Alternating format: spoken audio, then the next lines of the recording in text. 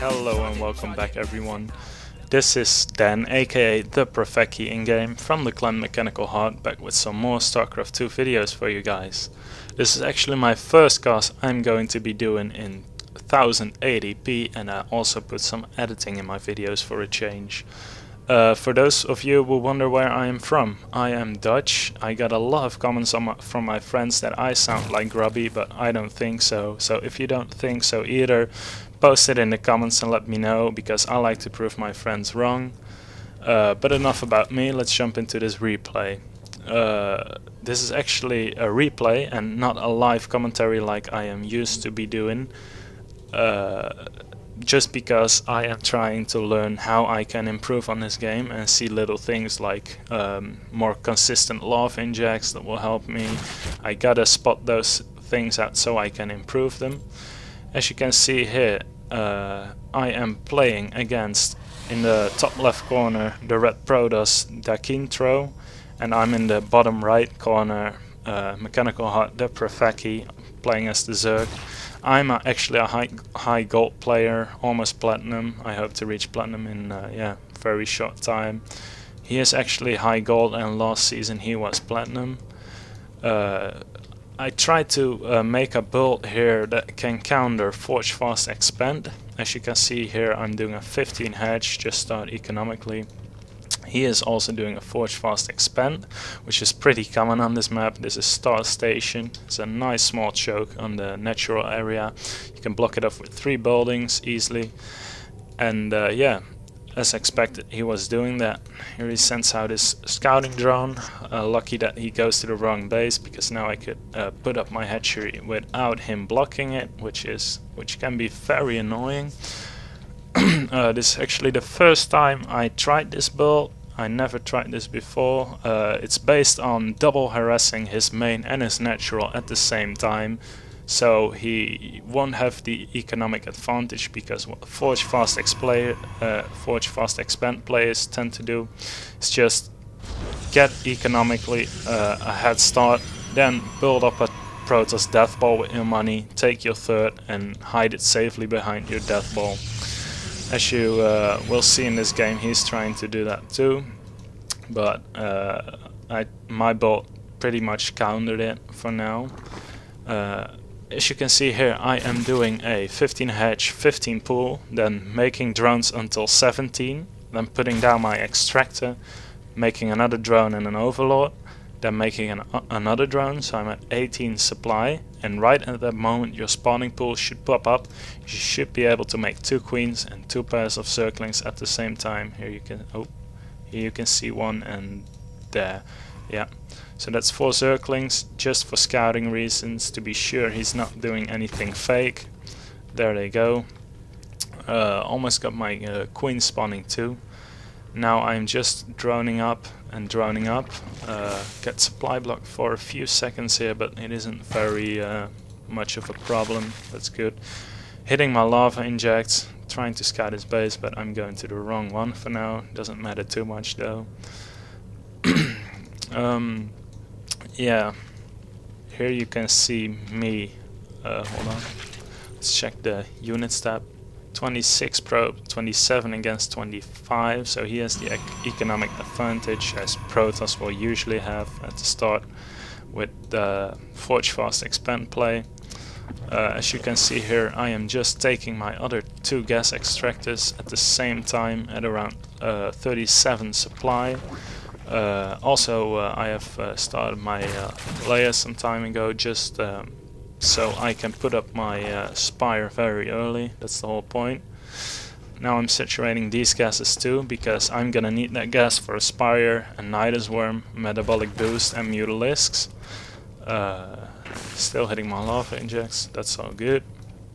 he made his wall of steel with a cannon behind it, so it's going to be hard for me to get through this with circlings. As you can see here, he's throwing down his robotics facility. He has his main nicely saturated, 6 probes on the gas and 16 on the minerals. That's the perfect amount you want to have, so you get the maximum amount of minerals without wasting working time of your probes. Also starts saturating his second base with chrono boost, which is all good. Me taking my 4th extractor just for the mutalisks. Here you see I've put down my Spire and putting a Nidus Worm also down. It's important that you start with the Spire first, because the Nidus Worm takes just a little bit longer, just a little bit shorter to build than the Spire, so they should be done about the same time. Also starting Metabolic Boost, which is quite late, but it's part of my build, so it's just a little bit sketchy, I think. Maybe I can find something for that, but it worked in this matchup. You have just 2 circling standing for scouting reasons. Here you can see I've made an Overseer and went to the back of his main with a Changeling, so I can put down my Nidus Worm when it's necessary. As you can see here, making 22 Zerglings. Speed should be about done when you plant down your Nidus Worm. There they go, all in. And after this point, when you made all your Zerglings you can, just start lava injecting again, as you can see here, and pump out as many mutas as you can. I all rallied them to his natural, so I could harass his mineral line. That's the whole point of it, to get an economic advantage, and after that you can break his whole army down, because you can make more, have a better army. As you can see here, he is going for a 7 gate Immortal all in. There is making 2 more, he's just waiting. Now he starts to make them warp gates and warping in units at his natural behind his wall. Here my first mutas fly out with more reinforcements coming behind it. And my Changeling's almost running out of time, so I figure it's about time to plant down my Nidus Worm. As you can see here, I'm attacking with my mutas, distracting his army, distracting everything to just plant down this Nidus Worm. Very sneaky move of me to rally all these 22 Zerglings to his mineral line. He's way too occupied to notice this, and as you can see here, it is done. Rallying more Zerglings to break down his wall, but that didn't really work. As you can see here, they are streaming into his main. Can't do anything about it. The great thing is he sees it's it's a lot of Zerglings, so he takes his whole army up to his main to defend it. So I send my Mutalisk back in just to harass a little bit more. As you can see here, I'm not hitting my lava injects. I should do that. That's something I can improve on. Here I see this army is just too big to handle for these 22 Zerglings, so I send them back into the Nidus Worm to just reinforce my main again. Here I know I have the economic advantage. He isn't going to be able to do anything about this, so he will probably just push out with his whole army. So I'm throwing down 2 evolution chambers for that, and a Hydralisk then to back it up with. Also here he sent his army back down here, so I'm just trying to snipe some things down here, but that didn't really work, so I'm just gonna back off with my Mutalisk for now. Here I have 2 Zerglings standing for scouting reasons. Scouting is really important. You really want to know what your opponent is going to do. As you can see here in the production tab, I'm working on the grooved spines, so longer range for my Hydralisks. Also an infestation pit to tech up to Hive, and I'm also researching melee attacks and Carapace just for a transition into Brute Lords later if I need to. Here I seen with the 2 Zerglings that his army is moving out, so that's basically all or nothing for him. He can't win in the long run.